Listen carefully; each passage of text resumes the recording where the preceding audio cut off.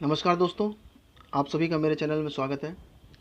दोस्तों, ये जो वीडियो है ये उन अभ्यर्थियों के लिए है जो आरआरबी, एनटीपीसी और ग्रुप डी का एग्ज़ाम देने जा रहे हैं। तो आपको ये मेरे द्वारा दी गई रणनीति को फॉलो करना होगा और अगर आप इसे फॉलो करेंगे तो आप निश्चित ही सफल होंगे। दोस्तों, मैंने सभी विषयों के बहुत ही सिलेक्टिव टॉपिक लिए हैं। दोस्तों, इससे पहले मैंने 2 वीडियो बनाए थे जिसमें मैंने बताया था कि आपकी रणनीति क्या होनी चाहिए और दूसरे वीडियो में मैंने बताया था कि वो महत्वपूर्ण किताबें कौन सी हैं जो आपको पढ़नी चाहिए। इस वीडियो में मैं आपको बताऊंगा वो पर्टिकुलर टॉपिक हर विषय से जो आपके एग्ज़ाम के लिए महत्वपूर्ण है। दोस्तों, अगर मेरे द्वारा दी गई जानकारी आपको अच्छी लगती है सो प्लीज़ आप इस वीडियो को लाइक ज़रूर करो, अपने दोस्तों में शेयर करो और चैनल को सब्सक्राइब करो। दोस्तों, मैं इसको थोड़ा जल्दी जल्दी बताऊँगा ताकि वीडियो छोटा बने। तो करंट अफेयर की अगर बात करें तो आपको क्या पढ़ना है जो बहुत ही ज़रूरी है। कैबिनेट के मंत्री, जितने भी कैबिनेट के मंत्री हैं वो आपको पता होने चाहिए। राज्यों के राज्यपाल, मुख्यमंत्री और राज्यों की राजधानी, ये दोनों बहुत ही इंपॉर्टेंट है। पदाधिकारी, आरबीआई के हेड कौन है, बीएसएफ के हेड कौन है, जो भी सरकारी संस्थाएं हैं सभी के हेड आपको पता होना चाहिए। प्रमुख दिवस, स्वर्ण दिवस कब मनाया जाता है, जल दिवस कब मनाया जाता है, तो ऐसे जितने भी दिवस हैं आपको याद रखने हैं। सैन्य अभ्यास, करंट में ये बहुत पूछा जाता है। इसके बाद सम्मेलन और संगठन, जैसे वो आपसे पूछ लेगा कि G20 का सम्मेलन कहाँ हुआ। इसके बाद ये तो आपको बिल्कुल ही पता होना चाहिए, दुनिया के देश और उनकी मुद्रा। करंट में चर्चित पुस्तकें हैं ये भी पता होना चाहिए। पुरस्कार, राष्ट्रीय, अंतर्राष्ट्रीय, फिल्म से, खेल से। इसके बाद अन्य सभी जैसे नोबेल पुरस्कार है। बजट आया था तो उससे एक प्रश्न पूछा जा सकता है। CAA और NRC, इनसे भी एक प्रश्न बन सकता है। कोरोना वायरस से प्रश्न बन सकता है। महत्वपूर्ण योजनाएं सरकार की कौन, चर्चित व्यक्तित्व कौन कौन से हैं, कौन कौन सी लिखी हुई है, जैसे खेल से है या अपॉइंटमेंट हुआ या किसी की डेथ हुई है या अदर कोई किसी कारणों। अब आपको करना क्या है, आपको नहीं है, चाहे आप स्पीडी ले सकते हैं, घटना चक्र ले सकते हैं और आपको पर्टिकुलर टॉपिक इसी तरीके से पढ़ डालना। मैंने भी वीडियो डाले हैं जो रेलवे के लिए ही हैं, आप मुझे भी फॉलो कर सकते हैं। मैं एक चीज़ आपको बताना भूल गया कि जो करंट है उससे बहुत ज़्यादा 10 क्वेश्चन आएंगे जो आपको गलत नहीं करने हैं प्राचीन इतिहास के। सबसे पहले इसमें है कि महाजनपद काल। एक प्रश्न बन सकता है कि अंग जनपद की राजधानी क्या है, कुछ इस तरीके से प्रश्न बन सकता है।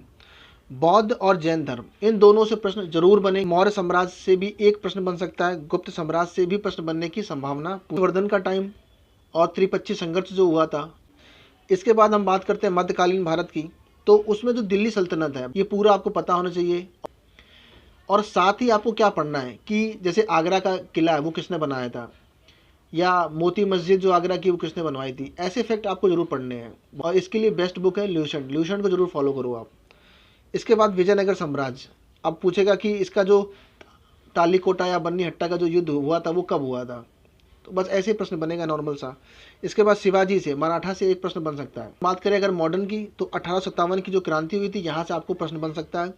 और साथ ही जितने भी गवर्नर जनरल हैं इनसे संबंधित फैक्ट भी आपके पेपर में बन सकता है। इसके बाद महात्मा गांधी के जो भी आंदोलन हुए या महात्मा गांधी संबंधित जो भी फैक्ट है वो सभी आपको पता होना चाहिए। इसके बाद कांग्रेस के कौन कौन से अधिवेशन, आधुनिक भारत है उसकी जितनी भी किताबें हैं तो वो सभी आपको पता होनी चाहिए। इसके बाद महत्वपूर्ण संगठन जैसे अभिनव भारत है, या इसके बाद जैसे एशियाटिक सोसाइटी की स्थापना किसने की थी, या हिंदुस्तान सोशलिस्ट रिपब्लिक एसोसिएशन की स्थापना किसने की थी, है ना। तो ऐसे जो भी संगठन है ये सभी संगठन आपको पता होने चाहिए। इसके बाद महत्वपूर्ण आंदोलन एवं घटनाएं, आपको पता होना चाहिए कि चोरा चोरी कांड कब हुआ, असहयोग आंदोलन कब हुआ, इनकी सीरीज क्या है, पहले कौन सा हुआ, बाद में कौन सा हुआ, क्या डेट थी, है ना। तो ऐसे जो भी फैक्ट हैं ये सभी आपको पता होना चाहिए। और ल्यूसेंट में जितना भी लास्ट में जो दिया है ना मॉडर्न का, लास्ट में आपने देखा होगा बिल्कुल ब्रीफ में कॉलम में सब बना के दिया हुआ है एकदम, तो वो सभी आपको बिल्कुल रटा होना चाहिए। अधिकार और मौलिक कर्तव्य, ये 2 चीज़ें इंपॉर्टेंट है। इसके बाद सुप्रीम कोर्ट, हाई कोर्ट, इसके बाद विधानसभा, विधान परिषद, राज्यसभा, लोकसभा, राष्ट्रपति, उपराष्ट्रपति, राज्यपाल, इन सभी के बहुत ही छोटे छोटे कॉमन से फैक्ट जो ल्यूसेंट में दिए हुए हैं। मुझे लगता है कि पॉलिटी से एक प्रश्न आएगा, मैं आपको बता चुका हूँ इससे पहले वीडियो में। तुम्हारे करंट से 15 क्वेश्चन आएंगे, 15 क्वेश्चन तुम्हारे आएंगे जीके से, जिसमें हिस्ट्री, पॉलिटी, ज्योग्राफी ये सब कुछ आ जाएगा। इसके बाद 15 क्वेश्चन ही आएंगे तुम्हारे जनरल साइंस से। इसमें कितने सब्जेक्ट हैं, इसमें हिस्ट्री है, पॉलिटी है, ज्योग्राफी है, वर्ल्ड ज्योग्राफी है, इकोनॉमिक्स है, बहुत सारी चीज़। आप समझ लो पॉलिटी से बहुत ज़्यादा 1 या 2 प्रश्न आएंगे। तो इसके बाद क्या बचा, तो वो है ज्योग्राफी। तो भारत का जो परिचय है ना, बस वही आपको पढ़ लेना है। उत्तरी पॉइंट कौन सा है, दक्षिणी पॉइंट कौन सा है, इधर कौन सा सागर है, कौन सी खाड़ी है। भारत के संदर्भ में जितनी भी इंपॉर्टेंट फैक्ट है, बहुत ही बेसिक प्रश्न आएगा 1 या 2, कि जैसे मैकमोहन रेखा कहाँ पर है, डूरन रेखा कहाँ पर है, बहुत ही नॉर्मल सा प्रश्न आएगा बस। जैसे नदियों से आ जाएगा कि कौन सी नदी कहाँ पर है।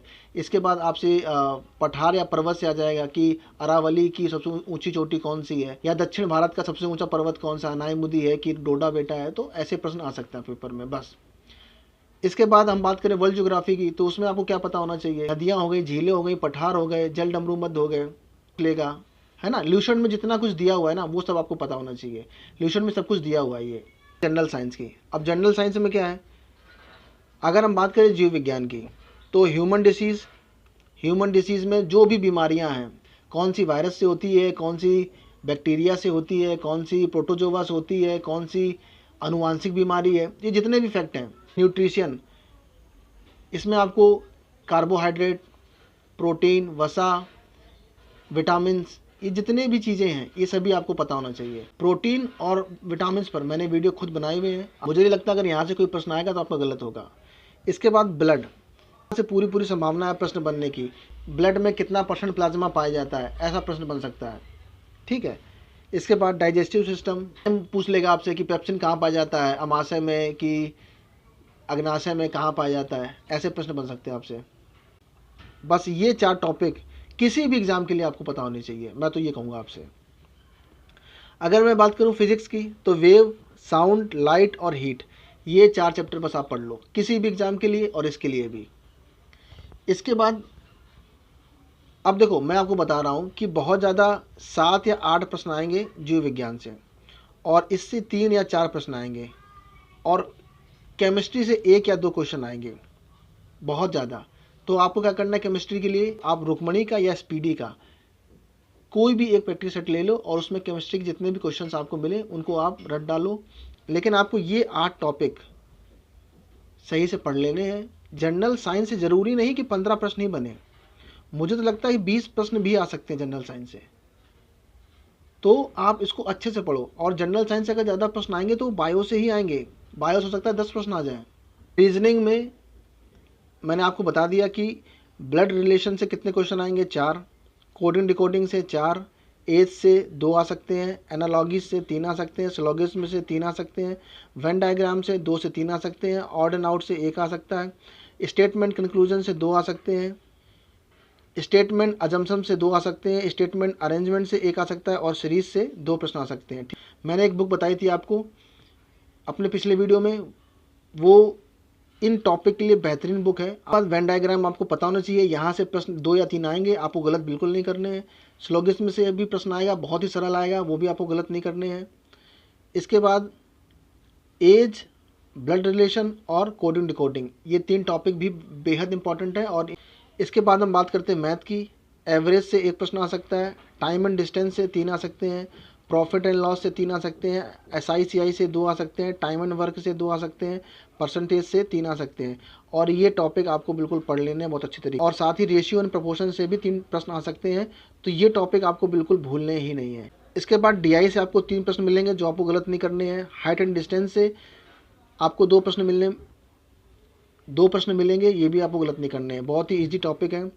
इसके बाद ट्रिगोनोमेट्री से 2 आ सकते हैं, मेंसुरेशन से 2 आ सकते हैं, और ज्योमेट्री से 2 आ सकते हैं, ठीक है।